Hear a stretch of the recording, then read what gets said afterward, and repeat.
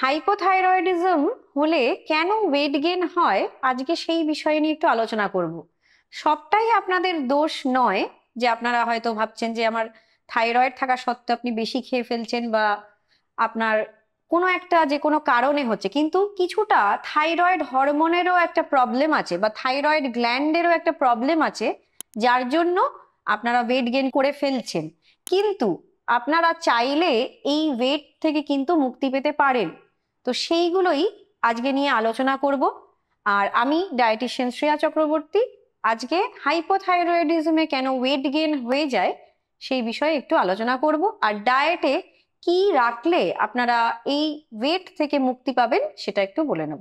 Thyroid gland যখন under active হয়ে যায় তখন মেটাবলিজম মানে হজম প্রক্রিয়া বা আপনাদের যে ডাইজেশন সিস্টেমটা খুব বেশিভাবে এফেক্টেড হয়ে যাচ্ছে। তো যার ফলে যে কোনো অ্যাক্টিভিটিতে খুব একটা উইকনেস বা টায়ার্ডনেস চলে আসে। তো সেই কারণে তখন কিন্তু দেখা যায় আস্তে আস্তে ওয়েট গেনে সেটা পরিণত হচ্ছে।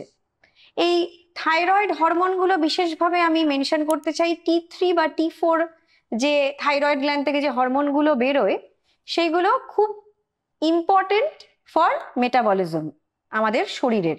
এই T3 T4 হরমোনগুলো যেরকম মেটাবলিজমে সাহায্য করছে, ডাইজেশনেও সাহায্য করছে, কিন্তু যখন এই T3 T4 হরমোনগুলো উৎপাদন খুব কমে আসে শরীরে, তখন যেটা হয় এরা শরীরের ক্যালোরিটাকে বার্ন করতে সক্ষম হয় না। তখন কি হচ্ছে, ওয়েট পুট অন হয়ে যাচ্ছে বডিতে, যার ফলে শরীরও অনেকটা টায়ার্ড আর উইক হয়ে পড়ছে। এটা একটা খুব ইম্পর্টেন্ট কারণ কেন থাইরয়েড হরমোন যদি শরীরে কম প্রোডাকশন হয় কেন ওয়েট গেইন হয়ে যায়। এর ফলে যেটা হয় যে খুব শরীর টায়ার্ড আর উইক হয়ে যায় বলে এক্সারসাইজ করার একদম কোনো এনার্জি থাকে না। তো যার ফলেও সেটাও একটা কিন্তু ইনডাইরেক্ট কারণ কেন ওয়েট গেইন হয়ে যাচ্ছে। আর যেটা হয় বিশেষভাবে যখনই এই টায়ার্ডনেস বা উইকনেস, তখন শরীরের সুগার ক্রেভিংটা প্রচন্ডভাবে বেড়ে যায়।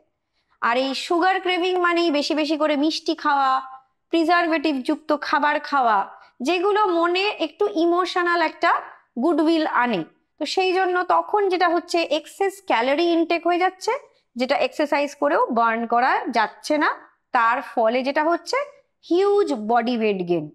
তো সেটা একটা বিশেষভাবে সমস্যায় পরিণত হয় মানুষের জন্য। এই T3 T4 এর ইমব্যালেন্সের জন্য যেটা হয়, শরীরে সল্ট আর ওয়াটারটা প্রচুরভাবে জমতে থাকে। তো যার জন্য এটাও একটা কারণ কিন্তু ওয়েট গেনের। অন্য আরো কিছু হরমোন আছে যেগুলো খিদে পাচ্ছে বা পেট ভরে আছে যেগুলো জানান দেয়, লেপটিন আর ঘ্রেলিন।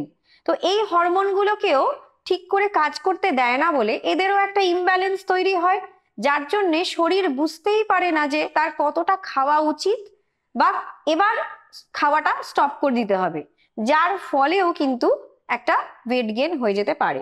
এই থাইরয়েড হরমোনের ইমব্যালেন্সের জন্য কিন্তু ইনসুলিন রেজিস্ট্যান্সও হতে পারে, যেটাও ব্লাড সুগারকে স্পাইক করে দেয়। আর এটাও কিন্তু এক্সেস যে যখন সুগার ইনটেক হয়ে যাচ্ছে তখন কিন্তু ফ্যাট স্টোরেজ হিসেবেও কিন্তু ওটা পরিণত হতে পারে। কারণ ওভার কার্বোহাইড্রেট যদি ইনটেক করা হয় যেটা শরীরের জন্য উপযুক্ত নয়, মানে আপনার ক্ষমতার ঊর্ধ্বে আপনি কার্বোহাইড্রেট ইনটেক করছেন, সেই কার্বোহাইড্রেট গুলো কিন্তু শরীরে ফ্যাট হয়ে জমা হয়। তো সেটাও কিন্তু একটা কারণ ওয়েট গেনের। এই জন্যেই যদিও আপনারা যদি ডায়াবেটিক না হন, অনেক ক্ষেত্রেই যখন আপনারা ওয়েট লস জার্নি শুরু করছেন তখনও আপনাদের বলা হয় যে কার্বোহাইড্রেটটাকে কমিয়ে দিতে, মানে যতটা আপনার পরিমাণ তার থেকেও যদি আপনি বেশি খান সেই জায়গা থেকে পরিমাণটা অনেকটাই যাতে কমিয়ে আনেন, যে মাঝে মাঝে একটু বেশি হয়ে গেলেও যাতে সেটা আপনাদের খুব একটা বেশি এফেক্ট না করতে পারে। এই T3 T4 ইমব্যালেন্সের জন্য কিন্তু কর্টিজল হরমোনও খুব বৃদ্ধি পেয়ে যায়। এই জন্য এই ভীষণভাবে একটা সুগার ক্রেভিং বা খুব বেশিভাবে একটা খিদে পাইয়ে দেয়। কারণ এই কর্টিজল হরমোন হচ্ছে স্ট্রেস হরমোন। যখনই শরীরে স্ট্রেস বৃদ্ধি পায় তখনই কর্টিজল হরমোন রিলিজ হয়, যার ফলে আবারও বেশি করে খেয়ে নেওয়া আর ওয়েট গেইন। তো এর জন্য একটা আমি উপায় বলে দেব, যার জন্য আপনারা যখন ওয়েট গেইন করে যাচ্ছেন, আপনাদের থাইরয়েড সমস্যা অলরেডি হয়ে গেছে, তখন কিভাবে আপনাদের ওয়েটটাকে নিয়ন্ত্রণ করতে পারবেন। 1 নম্বর হচ্ছে ফাইবার ইনটেকটাকে আপনাদের খুব বাড়িয়ে তুলতে হবে, যাতে পেটটা অনেকক্ষণ ভরে থাকে আর যাতে বারবার যেই খিদে পাওয়ার ব্যাপারটা না থাকে। থাইরয়েড হরমোনের জন্য কিন্তু কনস্টিপেশনও বেড়ে যেতে পারে শরীরে। এই ফাইবার খেলে কিন্তু সেই কনস্টিপেশনের সমস্যাটা আসতে অনেকটাই সময় লাগাতে পারে। তো সেই জন্য আপনাদের শরীরটা কিন্তু অনেকটাই কনস্টিপেশন থেকে মুক্ত থাকতে পারে। এরপরে বলবো, খুব গুড কোয়ালিটি প্রোটিন যদি আপনারা ইনটেক করেন, যেরকম হচ্ছে মাছ বা ফ্ল্যাক্স সিডস, চিয়া সিডস, তারপরে যে কোনো রকমের নাটস, এগুলো যদি আপনারা ডায়েটে রাখেন, তাহলে সেক্ষেত্রে কিন্তু দেখা যাবে আপনাদের অনেকটাই পেটটা ভরে থাকছে আর আপনাদের বারবার খিদে পাচ্ছে না। শরীর দুর্বলতার হাত থেকে অনেকটাই মুক্তি পাবে, কারণ প্রোটিন কিন্তু খেলে উইকনেস, টায়ার্ডনেস শরীরে অনেকটাই কমে যায়। মাসল বিল্ড আপেও প্রোটিন কিন্তু অনেকটাই সাহায্য করে। আর যেটা আমি বললাম নাটস, এগুলোর মধ্যে থাকে গুড ফ্যাটস। এই গুড ফ্যাটও কিন্তু শরীরের জন্য খুবই উপকারী, আপনাদের এনার্জি দিতে সাহায্য করে। আর বিশেষভাবে একটা বাদামের কথা বলবো, যেটা হচ্ছে ব্রাজিল নাট। এর মধ্যে প্রচুর পরিমাণে সেলেনিয়াম থাকে। এই সেলেনিয়াম কিন্তু থাইরয়েড গ্ল্যান্ডকে ফাংশনিং এ খুব সাহায্য করে। তো সেই জন্য যদি ব্রাজিল নাট রেগুলার 1টা থেকে ম্যাক্সিমাম 3টে সারাদিন খেতে পারেন, সেটা কিন্তু আপনাদের আলটিমেটলি থাইরয়েড গ্ল্যান্ডকে খুব সুবিধা দেবে। এরপরে বলবো অবশ্যই হোল গ্রেনসকেও ডায়েটে রাখুন, যেরকম ওটস, বার্লি, কিনুয়া, এগুলোকে যদি রেগুলার ডায়েটে রাখতে পারেন, সেটাও কিন্তু আপনাদের অনেকটা ফাইবার দেবে শরীরকে। এটা এক ধরনের কমপ্লেক্স কার্বোহাইড্রেট, যেটা বারবার বলা হচ্ছে যে বেশি কার্বোহাইড্রেট না খাওয়া, কিন্তু কার্বোহাইড্রেট তো শরীরের জন্য উপকারী। কার্বোহাইড্রেট তো শরীরকে ম্যাক্সিমাম এনার্জি প্রদান করে। তাহলে এমন টাইপের কার্বোহাইড্রেট খেতে হবে যেটা ব্লাড সুগার স্পাইকটা অত তাড়াতাড়ি বাড়িয়ে দেবে না। তাহলে এই হোল গ্রেনস গুলো খেলে আপনারা সেই সুবিধাগুলো পাবেন।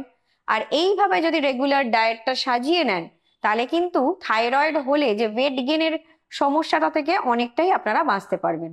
আশা করি আজকে এই যে তথ্যগুলো দিলাম, এগুলো আপনাদের অনেকটাই কাজে লাগবে। তাই নিজেদের সবসময় দোষ দেবেন না যে আমাদের থাইরয়েড আছে তো আমাদের ওয়েট গেন হয়ে গেল। তো আজকে জানতে পারলেন যে ভেতরেরও কিছু ব্যাপার থাকে যার জন্য ওয়েট গেন হয়ে যায়, কিন্তু আপনারা চাইলে সেই ওয়েট গেনটা থেকে কিন্তু নিজেদের মুক্ত করতে পারবেন। তো এইভাবে ডায়েটটা সাজান, আশা করব থাইরয়েড থাকলেও অতটা ওয়েট গেনের সমস্যায় আপনাদের পড়তে হবে না। নমস্কার।